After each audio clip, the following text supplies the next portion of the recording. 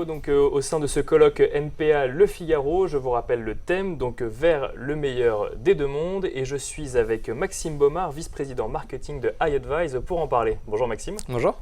Alors iAdvise, vous me le disiez, ça existe depuis 6 ans et l'activité de iAdvise, c'est le commerce conversationnel. Alors est-ce que vous pouvez nous expliquer ce que c'est ? Oui, tout à fait. Donc iAdvise a été fondé en 2010. Notre mission, c'est de remettre de l'humain dans la relation client en ligne. Et iAdvise se définit en fait comme une plateforme de commerce conversationnel.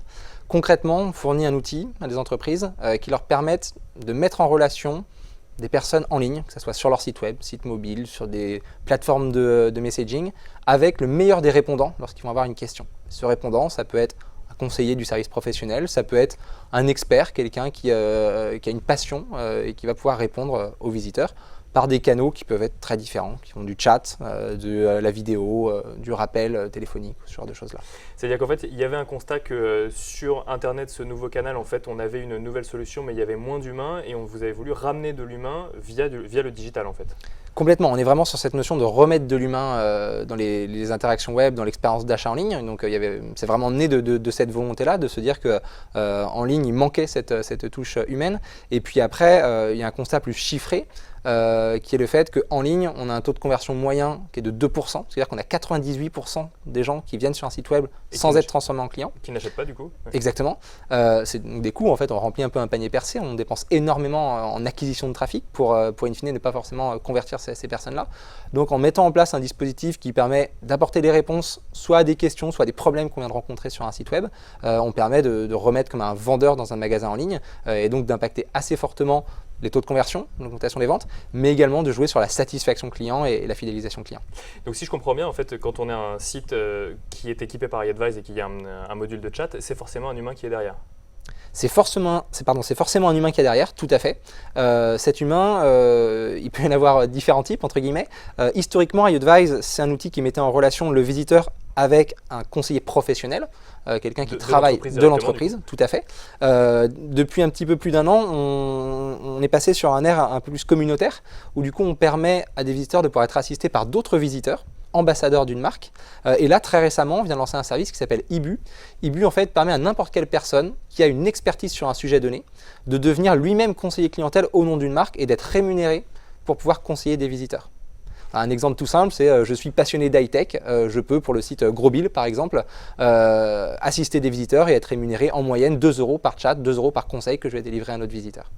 Alors j'imagine que vous avez entendu parler des bots qui sont ces petits modules, donc ces robots qui veulent remplacer des humains sur les chats et qui sont développés par les grands acteurs du numérique. Vous voyez ça comment, vous qui justement voulez mettre de l'humain sur les sites internet ? Alors, on regarde ça avec beaucoup d'intérêt pour plusieurs raisons. Déjà la première, c'est qu'on fait partie de l'écosystème assez fermé des partenaires de Facebook. On a été les premiers en Europe à pouvoir proposer à une entreprise, en l'occurrence c'était Voyage SNCF, de pouvoir assister leurs visiteurs sur Facebook Messenger.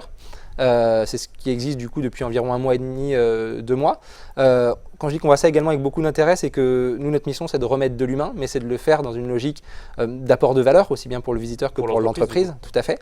Du coup, on est persuadé que les bots vont apporter beaucoup à l'expérience en ligne et qu'il va falloir être très très attentif à la complémentarité entre bots et assistance humaine.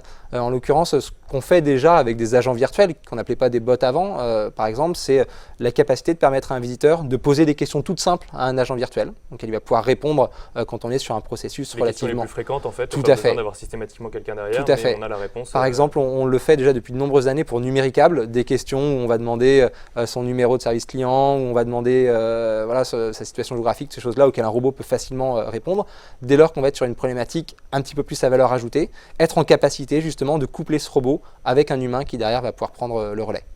Alors vous allez intervenir à midi sur le thème de la distribution, l'omnicanal comme approche globale de l'expérience client. C'est la seule façon aujourd'hui de s'adresser aux clients, c'est d'être omnicanal, d'être présent partout en fait et de délivrer le même message à tous les endroits. Alors c'est pas la seule façon, mais c'est la façon la plus optimale, on va dire. Aujourd'hui, on voit vraiment en fait ces deux mondes qui avant étaient opposés, que ce soit le monde un peu du e-commerce, le monde des pure players et le monde physique, commencer à ne faire qu'un. On voit des acteurs physiques qui rentrent avec succès justement dans l'univers e-commerce, qui font partie de ces sites qui génèrent le plus de trafic actuellement, que ce soit les Carrefour, les Leclerc, les Fnac font partie de ces top 15 e-commerce en matière de visiteurs. Et en même temps, on voit des acteurs historiques du monde du e-commerce arriver sur le physique. On a vu par exemple LDLC ouvrir ses premières boutiques en ligne, qui a pour ambition d'en ouvrir beaucoup dans l'année à venir. Donc au-delà de ça, il y a de vrais enjeux également après d'un point de vue relation client, quelle expérience je fais vivre à mon visiteur, comment je fais en sorte d'apporter du digital dans le point de vente en ligne, comment je fais en sorte en ligne justement de remettre de l'humain. Ou de retourner vers le physique tout simplement. Tout à fait, on est vraiment sur un croisement avec l'avantage et le sujet qui devient passionnant puisqu'on a toute cette technologie qui vient justement rendre possible tous ces challenges qui sont les casse-têtes aujourd'hui pour des responsables e-commerce ou pour des responsables de boutiques physiques. Et alors quels sont les conseils de iAdvice justement? Est-ce qu'on donne le même message sur tous les canaux ou est-ce qu'on essaie de créer un parcours client en ayant conscience des différents canaux qui sont à notre disposition? Nous, la vision qu'on a, déjà, c'est pas forcément d'être partout, c'est être là où il y a un intérêt en fonction de ces objectifs donnés. Et ensuite, c'est d'être en capacité d'adresser le meilleur des messages en fonction du comportement du visiteur. Donc, pour répondre à la question de manière assez brute, non, on ne répond pas la même chose partout à n'importe qui. On essaye d'adapter. Et voilà, et toute la valeur ajoutée, elle est là-dessus. Elle est sur le fait d'être en capacité de connaître son visiteur, d'avoir des outils qui permettent d'unifier justement tout ça. On ne répète pas 14 fois la même question juste parce que la première question a été posée par email, la deuxième l'est par téléphone. Et on fait en sorte d'avoir cette connaissance client-là pour pouvoir adresser le meilleur message, adresser le meilleur canal d'interaction au visiteur pour lui faire vivre l'expérience la plus globale et la plus en adéquation avec sa personne. On parlait tout à l'heure des attentes clients sur le site internet. Quels sont les retours que vous pouvez avoir de ces clients qui vont tomber sur un chat ou même sur un service vidéo de service client? Alors déjà, concernant les attentes clients, elles sont relativement similaires depuis quelques années. Nous, on fait des baromètres fréquemment pour connaître justement les réponses autour de cette question. Quelles sont vos attentes en matière de relations clients en ligne? La première des choses qu'on constate, c'est que le client souhaite de l'instantanéité. C'est-à-dire, je veux une réponse immédiate. Délivrer une réponse en 24-48 heures, c'est plus d'actualité. Je veux une réponse simple. Je ne veux pas qu'on m'envoie aller chercher une réponse dans une FAQ ou quelque chose de compliqué. Et enfin, je veux une réponse gratuite. Ce n'est pas à moi, en tant que client, d'assumer le coût de la relation client lorsque j'ai un problème ou une question.